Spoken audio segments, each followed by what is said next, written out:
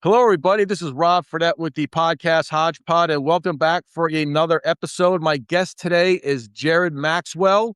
He's the author of the novel, The Last Gunfighter, but he's had quite a career. He was in the armed services in the Army, and he also worked in law enforcement. We're going to talk about that. And first of all, Jared Maxwell, thank you so much for joining me on HodgePodge. Yeah, thanks for having me. Yes, sir. I always like to thank veterans. Thank you for your service, serving our country. It's admirable when any time I see a veteran on the street and they have a hat on, I always thank them for the service. Thank you for your service. Appreciate it. If you could, Jared, please introduce yourself, and then we'll go ahead and talk about your writing, being an author, your military service, and your law enforcement service. Yeah, I'm Jared Maxwell. I'm an author. It's actually mostly what I do full time now. But yeah, I served 9 years in the Army.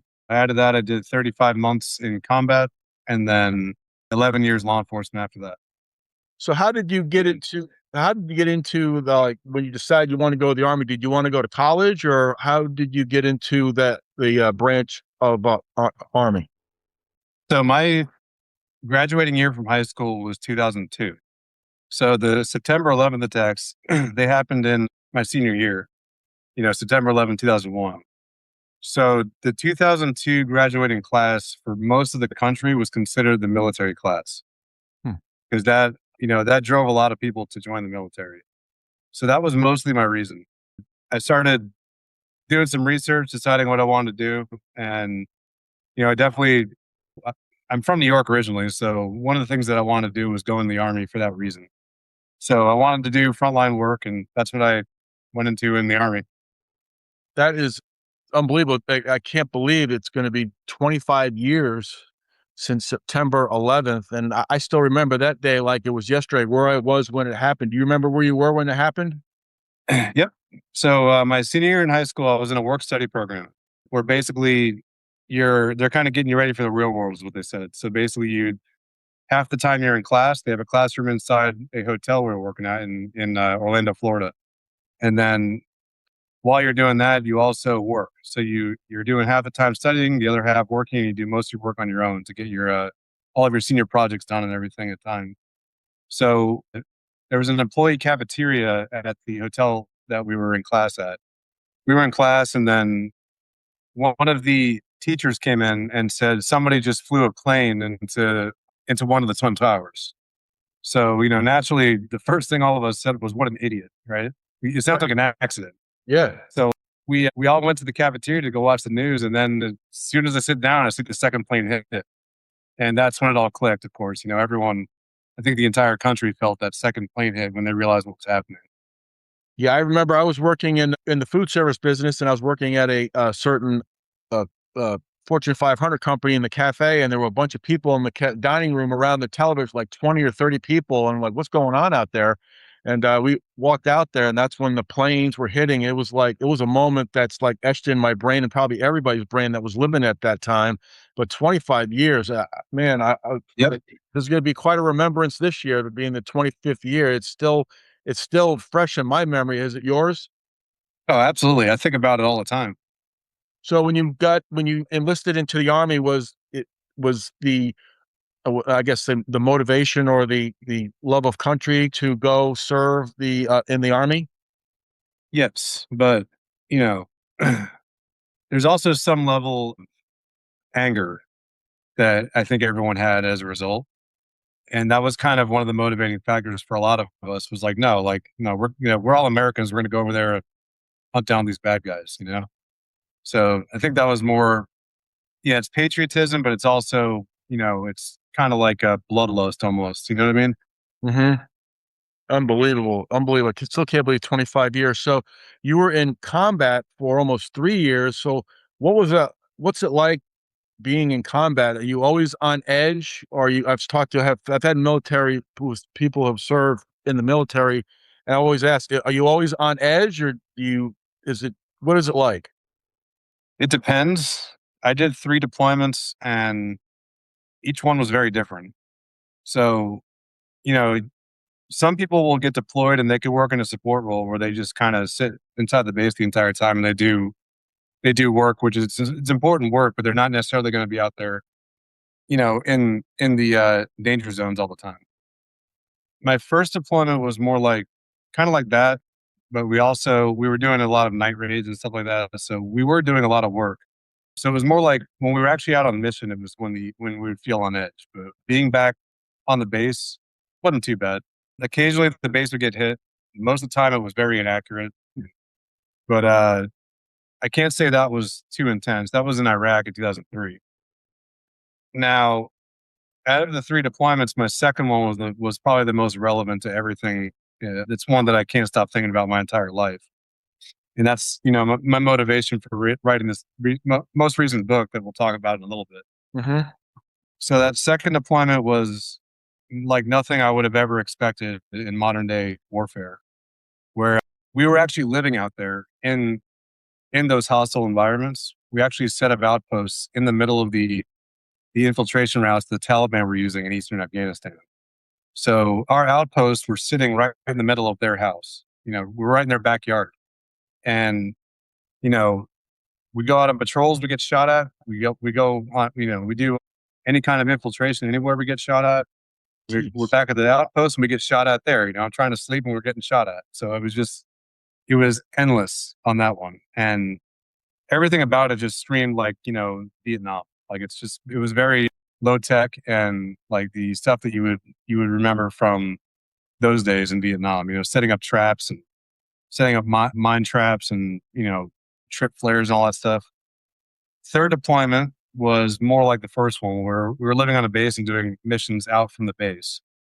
That was kind of a mix of both actually, because our base was it was actually in a pretty hostile area. So we actually had a pretty critical incident at that base one time when we got half the freaking base exploded from a vehicle-borne IED, a suicide bomber.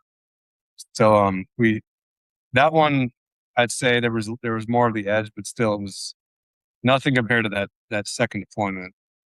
Wow. Did you ever see any of the people out in the cities like the Iraqis or the people from Afghanistan? Did you ever have any contact with the everyday people? Yeah, that's part of the job. We were out there talking to them all the time. We had a lot that worked as contractors for us. And then, in Iraq and the first deployment we were out, sometimes we would actually stop at some local bakeries and stuff like that. We'd get food from them. That was in Fallujah though, and the people there were not too welcoming of us. They didn't like us very much. That was more of the Arab population. Now, Afghanistan, my second deployment, we actually had to rely on the locals quite a bit because we were living out in the middle of nowhere. So they helped us out a lot, and especially the children. The children helped out, quite a bit. We would trade for food and, all kinds of stuff. They would butcher goats for us sometimes. They would help us with construction when we were putting together some like parts of the outposts. So they were actually a big help. And a lot of the work we were doing that second deployment was, our job was to make contact with the enemy. But in doing that, it meant we were going into these villages and actually talking to elders and having meetings with them. And, we're getting to know all the locals. We were on a first name basis with a lot of the people that lived there. And most of them were pretty friendly. I mean, the Afghans are very friendly people for the most part. But at the same time, they're kind of torn in between their allegiance to the Taliban and the Americans. So, When so I getting ready for this, were you in the 82nd Airborne? yes. What was that like? Because is it comparable to like a Navy SEAL getting into that like, specialized line of work? Because the 82nd Airborne, just knowing from a 30,000-foot view, is the elite of the elite, right? It's one of the elite. I can't say it's the very top. So basically, you're talking about Navy SEALs versus paratroopers. So a Navy SEAL is actually that's a tier 2 special operations unit. That's about the same as like an Army Ranger. We always say that SEALs are Rangers that can swim. That's basically what they are. On the other tier 2 side, you have like the Green Berets. You have some of the Air Force ones, and then you have like the very top of special ops is tier 1, and most of that is Delta Force, which is kind of inner branch. So just under that is where you have a lot of the conventional forces. So the 82nd is considered the very top like strike force for the conventional side of the military. So it's not special operations. It's a basically large element that's used for immediate call outs. It's contingent basically. So you're on a cycle when you're there where if you're on it was called a global readiness force, I think it's called, where basically if you're on the GRF1 cycle, it meant that if the president makes a phone call and says, hey, like we need paratroopers now, there's a dictator on the loose somewhere, we're going to go jump in and we're going to secure for larger forces. That's basically the 82nd's job. So you see how they did it in World War II, and they parachuted into Grenada, they parachuted into Panama. Mm-hmm. Some of them parachuted into Afghanistan. So I don't think they did it in Iraq though. But that's basically what the job is the entire time. So, you have most conventional forces go in large groups and waves, where when they go there, they don't really have a set mission. They have an area they're going to work in, and they're going to be landowners. The 82nd doesn't do that. It's a strike force. So basically, your job is to go in there and secure for the larger forces. And when you're deployed with the 82nd, if you're on a major rotation, for the most part, what the 82nd will do is still, if they're not parachuting in, then they're going to be doing most of those raid element jobs where they're going and kicking down doors and securing hostile zones and things like that. So what's the training like? Did you have to like train to like obviously jump out, paratroop out of planes? What was that training like? And did you get nervous that before your first jump? Yeah. I'm scared of heights. So I sit in the plane and I look down and I see people on these commercials, they're probably on a TV screen in an AI studio. But when people jump out of planes, I get really dizzy. So what was that like, the training and then your first jump? You remember your first jump? Mm-hmm. So, to get into the 82nd, you just, you have your basic training, then whatever your job training is. It's just the very basics. And then you go to airborne school. And then you have to volunteer to go active airborne status to get into the 82nd. So airborne school, once you get there, you've already been trained for all your basics, at that time, if you're airborne infantry, whatever you're doing. So you've probably been in the Army for about 6 months at that time, if you're going straight from there. Mm-hmm. So I was brand new, I'm a kid. I'm like 19. I think I turned 19 in basic training. And I was not a fan of heights either, actually. So it was just something that appealed to me when I was researching what I want to do in the Army, about these guys that basically what I just said, what these guys that jump out of planes to go and secure hostile areas for larger elements. That just sounded like a cool job. Like it just sounded like, yeah, those guys are freaking badass, right? So I just had to figure out the height thing is all. So my first jump, I was a nervous wreck. A lot of us were the same way. We're all sitting there shaking. We're just, Oh my God. paranoid. We're like, oh my God, what if something goes wrong? Oh my God. Like, so, when you stand up, you hook up to that static line. And then once you're hooked up, they open the door. And so when they open the door, I was actually pretty close to the door on my stick, so I could see the door opening. I was watching outside. And when I saw it, when you don't really see it open as much as you feel it. So once they open it, it's like the cabin loses some pressure. So you feel like the little bit of destabilization in your equilibrium. So you start feeling, you're like rocking with it, like, oh my God, some people, if you have motion sickness, will get sick from it. So at that point, I'm like, all right, well, there's only one way out of this. You're jumping out of that door, right? So we're moving to the door, and then the guy in front of me hesitated, and they have this whole process with jump refusal. If you're not going to jump, blah, blah, blah. But it's airborne school, right? You're learning how to do it, and they're expecting people to hesitate. And they're like, you've been trained how to jump, you've been trained how to land, how to control your parachute. Like, you're going to get out that freaking door. Wow. Like, that's the only way you're going to learn. So the guy in front of me hesitated, and they just gave him a little push, and he went out the door. And as soon as I saw that, I hand off my static line. I'm like, I'm not getting thrown out of an airplane. I'll jump. So I went ahead and jumped, and then you're weightless for a minute, and then it's like what is it? You count to four is when your chute starts to open. So it's about a 4 to 5 second drop that you feel before your chute opens, and then after that you're floating in midair, and it's actually pretty cool. So after that, I'm like, all right, well, that was actually kind of fun. Like, that wasn't bad. And then I hit the ground like a sack of shit. That's the way it was back, those round canopies we used to use, you don't hit the ground soft. You're meant to get out of the air as fast as possible. So they teach you the biggest part of airborne school is the first week you're learning how to land. You're just jumping off a platform and hitting the ground hundreds of times over, at least hundreds of times. So Wow. that's what I did. I landed properly and I'm like, damn, like that was a hard landing. Crazy. Oh my gosh. So, but after that first jump, you have to do 5 in airborne school. So I did my next 4 were nothing. I'm like, okay, well that wasn't so bad. Then I was just used to it. And then I got to the 82nd, and that's when they're like, well, now you're in the big leagues. So when you're in the 82nd, you have to jump within your first week of being there.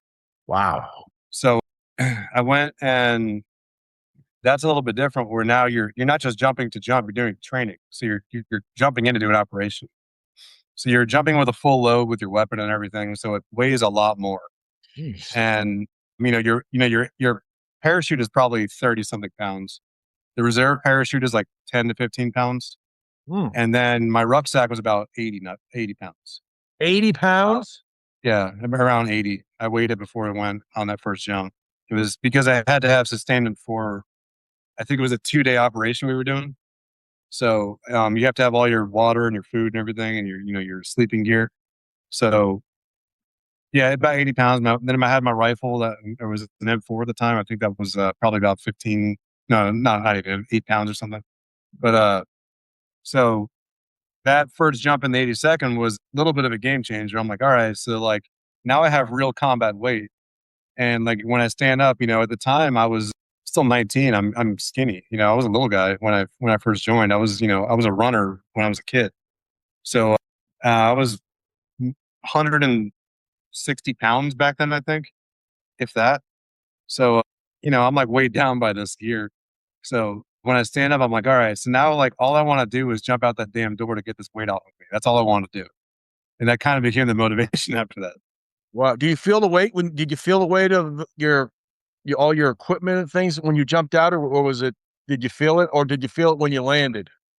Well, no, you don't necessarily, because when you jump out, you're in the wind, you're weightless. But when the parachute hits, you do feel a little bit more of the harness pulling on you. So if you don't rig it right, it's going to nail you right in the groin. So you got to like make sure you rig it really tight against your thighs. So, you do feel it more with that. But then when you're 200 feet in the air, or no, I think it's 100 feet in the air. It might have been two. I can't remember, but somewhere between 100 and 200 feet, you have to judge where you're at, and you have a lowering line on your ruck and on your weapons. It's a tab that you pull. You've already read it yourself, so you know it's going to work. When you pull a lowering line, it lowers the ruck and the weapon below you. So when you hit, you're not hitting with that on top of you because that can injure you. So once you hit, then yeah, you retrieve, you pull your parachute up, your harness off, and then the first thing you do is you grab your weapon, get that secured, and then you start pulling your parachute together and all that stuff. Well, I remember seeing news footage or footage from World War II when the paratroopers were jumping out of the planes. There were hundreds of paratroopers had jumped out of planes in World War II. It's quite unbelievable. So that's fascinating. That is just like I'd probably be somebody like, no, that's okay. I'd hesitate. That's okay. That would be me. So it would be me because I am scared of heights. My goodness. Woo. So you have a novel that you've written. It's called The Last Gunfighter. So how did you become a writer, number one, and authoring the book? And then did your military experience and your law enforcement experience help with the thoughts of the book? That one, yes. So I have two. Okay. So The Last Gunfighter was one that was released about a year ago. That was a little bit of personal experience, but that's more of like a neo-Western psychological action thriller where the focus on that was PTSD. And that was more about a guy that worked in tier 1 special operations and trying to adapt to the civilian world after he's medically retired. It has a heavy law enforcement theme where basically he decides to reinvent himself in public safety. He becomes a cop. And at the same time, he's experiencing violence, corruption, all these things. And at the same time, his mind is just working against him where he's spiraling because of PTSD. So he kind of toes the line between law and order and vigilantism almost. So I always ask I've had multiple authors on my podcast, and I always ask, like, writing the book, and every author I've had say discipline is the most important thing. Do you find that as well for you, discipline writing it, or did you like write for hours, or did you, when you thought of something, you wrote it down? How did you go about putting the novel together? So I can write a novel, and then my most recent one I wrote in about a week. So, A week, um, man. it- but that comes with decades of experience, though. So my my major in college was creative writing. So the thing that you learn there, it is discipline, but it's more about forcing the pen where you get and you handwrite first, and you just try to put thoughts on paper. It doesn't matter what it says, you just start writing. And then you do that for 15 minutes a day until you start building kind of you start Okay. knowing what you're going to talk about. Mhm. So when I started writing that one, I was doing about 20 minutes at a time. And then once I got the groove down, I would start writing for about 2 hours at a time. And I would actually I have a Spotify playlist I was using that's exactly 2 hours long. That was mostly like instrumental, like symphony and stuff like that to keep my mind focused. And 2 hours I would go and then I would stop because after 2 hours I could burn myself out. So to make, the writing good and the more accurate and everything, I would keep it at 2 hours, take a break. And sometimes I'll do that a few times a day. Sometimes I'd only do it once a day, just depending on what I was doing that day. Mhm. Wow, that's quite awesome that, with the writing. So you just, like, instead of running a sprint, you were running a marathon, 15 minutes a day, and then getting that's a great way to look about it. I've had an author a few years ago, he said he'd write the ending of the book and then he'd work his way back. I don't know how he did it, but it's That's how you're supposed to do it. really. Yeah, Oh, you always okay. write the ending first. Wow. 'Cause that's I I would have to start from the beginning and work my way up. I don't know, I can't go backwards for some reason, and I Yeah, can't jump out of planes. no, the most important thing that I learned in creative writing was that you have a lot of authors that don't do this. Like Stephen King is a big one where he doesn't really know how a book is going to end. He just lets it flow, Mm, and it works for the most part for him. It doesn't work for most people. So it can actually make the ending just totally nonsense sometimes. And so the most important thing is, you want to know where the story is going from the start, and then how you're going to get there as how you're going to build the body of the book. So the Last Gunfighter has kind of a little bit of a surprise ending. So that was the biggest thing with me is like I knew how I wanted to end, and then I started working my way back, and then that one basically starts juxtaposing his past and present, and his covert operations he was doing in the past, and then his chaotic lifestyle he's living in the present, and then it leads toward where they culminate in the end, where they all come together. have you written another book as well? Yeah, so that's actually the one that is most relevant right now. So Wolfhound Dawn is my newest book. That one is totally different. It's a suspense thriller, and I've had a few readers that said that the suspense was so high that it was giving them anxiety. So what I did with that was I went back to my second deployment, and a lot of that deployment was spent in the Korengal Valley. So the Korengal became notorious for several years, where basically they called it the Valley of Death.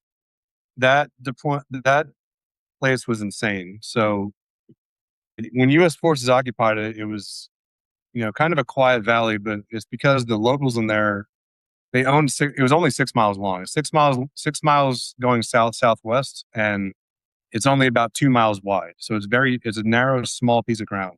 Mhm. The locals in there basically they consider themselves part of their own government. Like they had their own small tribe, they had their own rivalries, and they didn't want any part of anything. They didn't want outsiders from the Afghan world at all.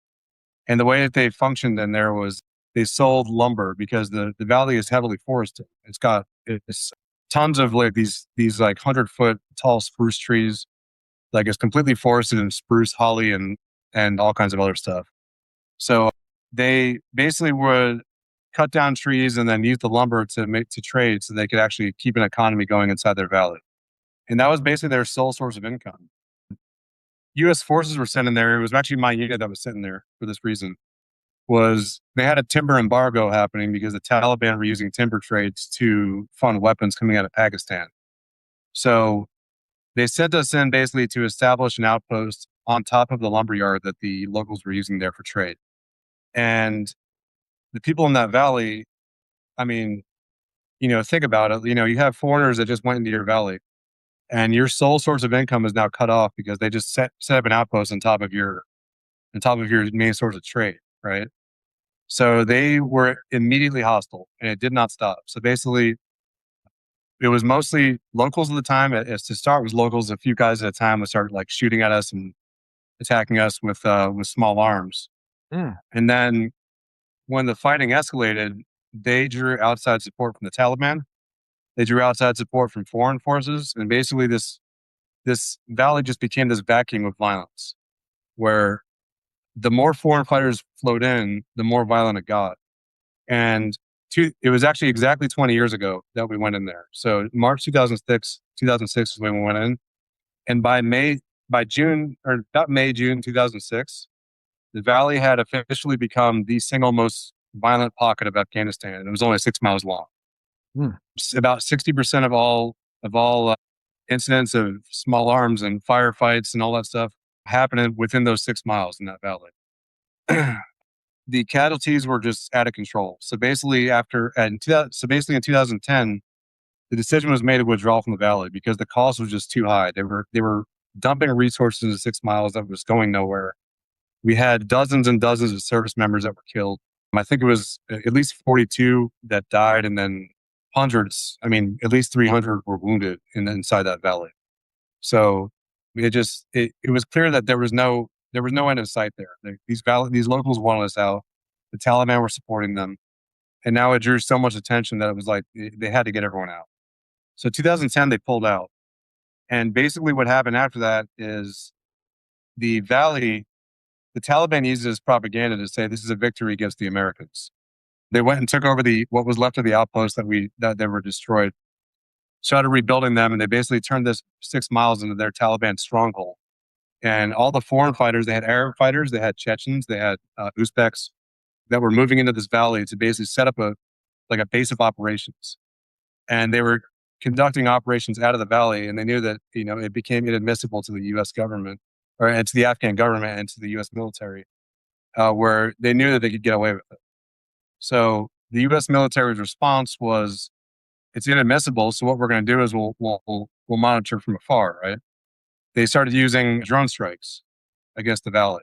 The problem is that the valley is built this earthquake proof, where basically the locals build these houses on the side of these rocky forested mountains, and the houses are all made of stone. So it takes about a 1,000 pound JDAM missile to get through one of these houses to destroy it. Mm. And you have to have positive identification of what you're destroying. So the civilian casualties became enormous after that, where now everyone in the valley became radicalized because the U.S. government was now blowing up this valley, and they considered it to be indiscriminate. Anytime they saw movement, well, we're going to blow it up, and they were killing civilians. I mean, everything, it turned into total chaos, right?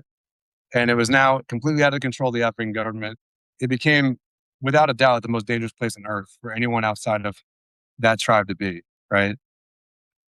So Wolfhound Dawn was inspired by that, where basically the idea is a solo asset is sent back in on a deniable mission on a black operation by himself into that valley. And he, within the first day, he's cut off, and he finds himself, he's completely outnumbered. He's got hundreds and maybe thousands of fighters that are all over this valley.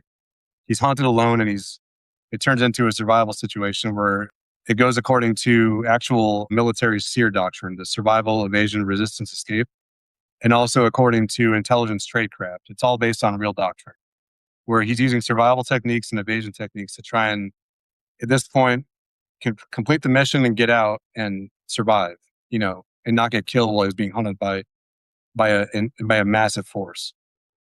Wow, that is just the way you explain that. He's just in there all by himself. I was just with the recent conflict or in Iran, that fighter pilot that got shot down supposedly on their own, and they were in a mountain or something like that. I was just thinking about that just now. That must be Horrifying. Yeah. And that's, so the military since the 1970s has had what's called SEER.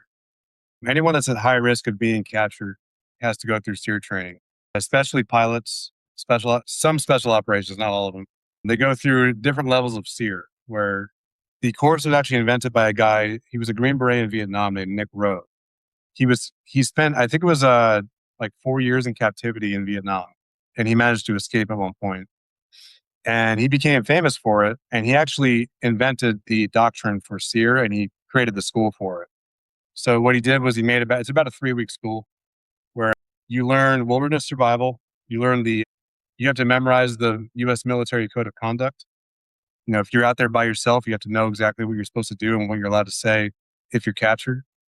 And then survival and evasion is the first portion of that, where you're learning how to evade forces, how to survive on your own with nothing. You have to learn they teach you how to slaughter small game and things like that, how to set traps. And then the last portion of the course is called the resistance lab, where basically it's a 72-hour incarceration that you do. And it's all controlled. It's not like a hazing environment or anything. There's a lot of rumors about it where people think they just go in there and beat you up for no reason. It's not like that. It's a very controlled environment, but it's not fun. The entire thing is very stressful, where they use actual interrogation techniques, where they use sleep deprivation. They make sure that you're not going to get sleep. They have loud noise and light that keep on you when you're in your cell. They use pain positions. I forget what they call that. They have they'll put you in a small cage where you have to you're squatting the entire time for hours on end, Oh, sitting straight up with your legs out for hours on end in, extreme heat, extreme cold. And then the interrogation is more like they'll waterboard you. You do get waterboard, which that's relatively safe though. It's just not, it makes your brain think you're drowning and all that, but you're not actually drowning. And then they slap you around. They do open hand slaps, but a lot of it is just, it's all mental. You're trying to remember the code of conduct, what you're allowed to say, and how to resist interrogation, appropriately according to the code of conduct. wow. So all of that, a lot of it's classified. So I used the publicly available information that I would put in that book, so that I wasn't violating any kind of doctrine. So I was using the actual what is largely known about SEER doctrine as far as the survival and evasion goes. And so, the cover of the book is the tagline is survive, evade, endure. And that's basically the entire premise of the book. That's why everyone that read it has said it's extremely suspenseful. This guy is out there trying to survive on his own, trying to complete the mission. He's injured and he's completely cut off, and he's being hunted by just endless amounts of fighters from all different countries. Some of them are Afghans, some of them are Chechen, some of them are Arab. Mm. Wow. So you used your experience in that valley to do this novel. That is quite fascinating with the way you will put it all. How long did it take you to do that one? I wrote it in about a week. A week? So basically, that idea came to me when I was there, when I was 20 years ago, when I was in the valley. I grew up around storytelling. My parents were actually in the film industry. So I've always kind of had a knack for writing and storytelling. So I was in that area, and the biggest thing I was thinking about is, I'm like, God, you turn the wrong way down the wrong route and an entire squad could get wounded or killed in that valley, right? I'm like, what if someone went in here alone? What if that happened? What if they were alone Yeah. and trying to survive in this place? And it kind of stuck with me. So it came back to me in college, where when I had to start writing character sheets and start writing ideas for stories. I came up with a character that I designed, and he's a black operations guy that his call sign is Wolfhound. And when I put that together, I made one of the projects I had to do for one of my tests in that course was, in one of the courses was, I think that was a screenplay. Actually, I had to write a screenplay, and I named the screenplay Wolfhound Dawn, and I made him the character. So the professor basically looked at it and just said, this is extremely marketable. And then she's explaining why it is and everything. And I'm like, yeah. And I'm like, eventually I'll probably just write this into a book. And then, I just kind of put two and two together and said, well, I have the character, I have the idea, so I'm going to put that into this book. And now we're on the 20-year anniversary. So I'm like, all right, it's been this long. I might as well get this written. So I wrote a book within about a week, and set it in 2011. And I used actual locations in Afghanistan. There's actually a military grid reference system in there that uses real grids from the Korengal Valley. It's all public information, so you're allowed to use that. So I was actually putting all of that in there, and everything about it is authentic. I try to go completely according to realism and actual doctrine and real locations to make it feel like you're really there with this guy. Did you have to get clearance from the Defense Department in order to do the book? No, because if you use everything that's publicly available, then you don't have to do that. Because I'm not using real operations. There's actually a disclaimer in the very beginning of the book that explains this entire operation is fictional. So I made sure that I put that in there to, so if anyone reads it, they know that there's nothing about any of this that references real people, real operations, real units, or like, all it is it's set in this location during this time during the Afghanistan war. You had mentioned about earlier about you being in the 82nd Airborne and then your parents having the experience or worked in the film industry. I was just thinking about the movie Predator, Arnold Schwarzenegger from the 80s. When they're in the plane, ready to jump out with the red light, and Jesse the Body spit, chewing tobacco, and they were just hooting and hollering. And, before they jumped out of the plane, I just thought of that now. That's one of my all-time favorite movies from the 80s, Predator. That scene there when he spits. That is that is the ultimate man movie right there. That Yeah. is like 2 hours of straight 80s testosterone. What a great movie though. It's freaking awesome. It's aged well too. It's a good movie. Yeah, I love Schwarzenegger. He's on the camouflage with the tank top, the spiked hair.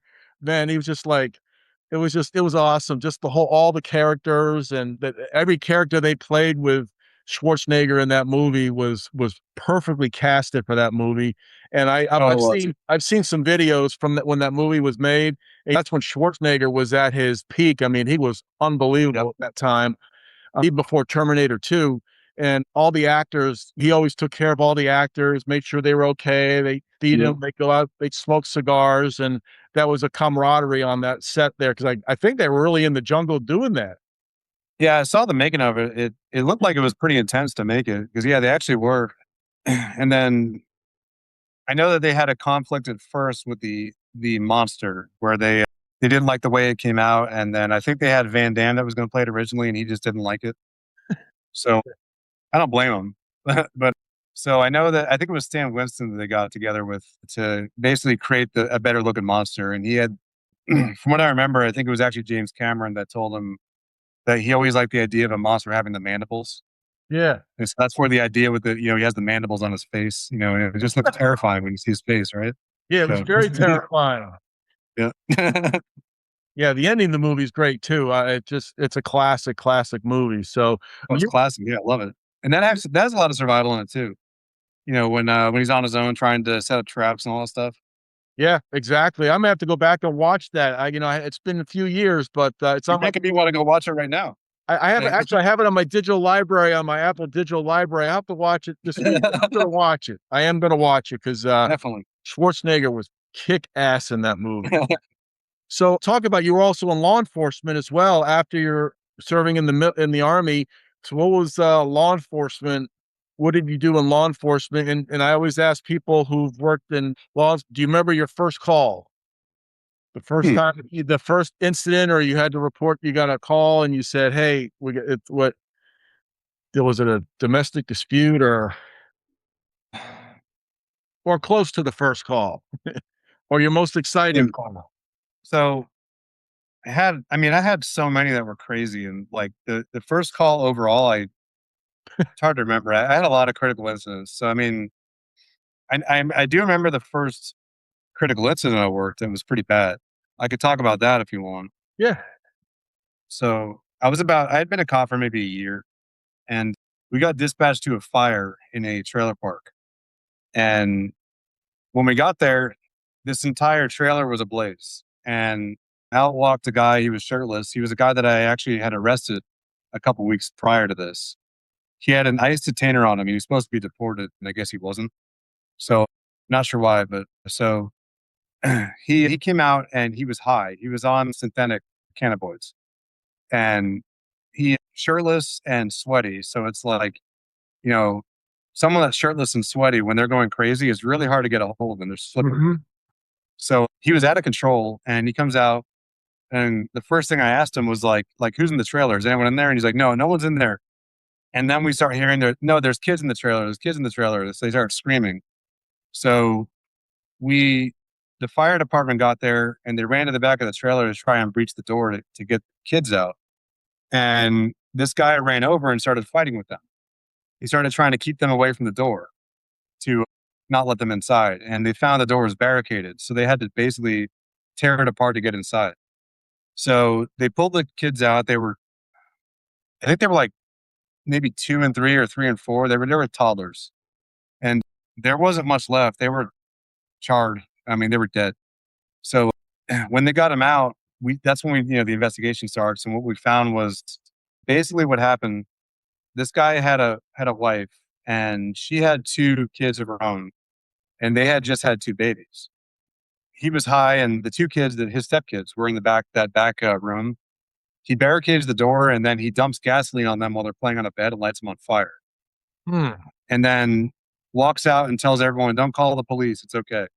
Like, he's making sure everyone knows, don't call the police. And this little black kid that lived like two houses down from him knew that there were babies in there. And so it was on the news. He actually became like a hero. He ran into the burning trailer and saved the 2 babies, which was pretty cool. So he got the kids out, and then we couldn't even figure out what the motive was. The guy was just so high. He probably just thought it was a cool thing to do or something. But yeah, he was charged with, I think it was 2 counts of first-degree murder and arson and all kinds of stuff. So yeah, it was a pretty nasty call. That drugs will kill. I don't know what has people take drugs. It's just crazy. I did some citizen police academies for local police here in the Shelby County, and also the sheriff's department here in Shelby County. And we did ride-alongs. And I'll tell you what, the ride-alongs were, I had a greater appreciation of law enforcement doing ride-alongs. We pull a car over, I'd be in the passenger seat, and the car be pulling over. I'd be getting nervous, and the officer's just going to the car. I was just like, my heartbeat was like, doo, doo, doo, doo, doo, doo. Right. I was like, man, oh man. And I have a greater respect for officers, no matter what they're doing. Yeah, if you work in those busy areas, then yeah, I had ride-alongs that came along with me, and I always worked in those busy areas, so they always got to see, the real gritty parts of the job. Pretty much anytime I had a ride-along, it was endless. And they're just like, "This is crazy." I'm like, "Yeah, it's just, you can work in an area that's quieter, or even there, you're going to have crazy stuff go on. It doesn't matter where you work. You can work in a ritzy town, you can work in a small town. It doesn't matter. Something crazy is going to happen. But when you work in those areas that are more populated and or have a lot more crime, then yeah, it's all the time as opposed to few and far between. And anything can happen at any part of the day. It can happen at 1 in the afternoon, 8 in the morning. It doesn't matter. Things can happen, and crime does not take vacation, or things that happen don't take vacation. And you always got to be on your guard nowadays, right? Yep, definitely. Again, talk about your latest book and your latest novel, and then your other novel that we talked about earlier, The Last Gunfighter. How are the sales going? You get them on Amazon, or where else can you get them? So The Last Gunfighter was published through my publisher. So that's on every platform. You can just Google it. So Wolfhound Dawn, I actually self-published. The main reason for that was because it's kind of a little bit more narrower as far as my audience goes for that. And I figured self-publishing, then it would be easier for me to just go ahead and self-market it on my own, because I already knew what I wanted to do with it. It's going to be a screenplay. It's going to be pitched to Hollywood and everything. That's the biggest thing. So what I want to do with that was just get the book out there and market it on my own, and then work on the pitch. So The Last Gunfighter, the sales have been great. I mean, it's all through my publisher, and they've been doing a good job. Wolfhound Dawn just came out last week. No, this week. Yeah, like earlier this week, I think it just came out. So that is brand new. So I haven't even gotten a chance to track the sales yet. This is actually the last thing I'm doing for the week, where I've been doing nothing but marketing campaigns. And I've checked on just a little bit on link clicks and views and everything, and some of the sales. And yeah, it's picked up pretty fast. So it's probably going to do pretty well. That's awesome. And what do you have a website that where they can go and purchase the book? Wolfhound Dawn's on Amazon, so it's a very unique title. You can literally just put in Wolfhound Dawn, and it'll immediately pop up with that book because there's really no other title that's similar to it. The Last Gunfighter has titles that are similar to that, and some older Western books have like probably the same title. So that one would just be with my name on it, Jared Maxwell, but that still pops up when you search it. But I would say Amazon because Prime is to get it fast and everything. But Wolfhound Dawn is only available on Amazon and Kindle. I was going to ask about that, about the movies, and you've always said something you're going to pitch. I think that would be a great, great movie. A great, just from what you said, I'm going to have to go on Amazon and get the book myself. So Yeah, I mean, if you get a soft cover, I'll sign it for you. okay, you got it. Okay. The So, yeah, I think that the thing with Wolfhound Dawn is that because the audience is a little bit narrower, it's actually a lot more marketable than Last Gunfighter. Because the Last Gunfighter has like it's neo-Western, but it's also psychological. It's an action thriller. It kind of like jumps genres. Where Wolfhound Dawn is strictly one genre. It's a military setting, but it's not like a tactical pro type book. It's not like trying to be cool, like gear and guns. There's none of that. It's straight sort of suspense. The entire premise of that is nothing but tension the entire way through, and it just doesn't let up. So like that's easily marketable as a suspense thriller. And I've noticed that I've had a lot of men and women that have been wanting to read it because they like suspense. So this has been a fascinating episode. Jared Maxwell's been my guest. He's the author of 2 books that we just talked about. He served in the Army for 9 years, and he was also in law enforcement as well. And Jared Maxwell, thank you very much for joining me. I really appreciate it. This was a fascinating episode. Thank you. yeah, I appreciate it.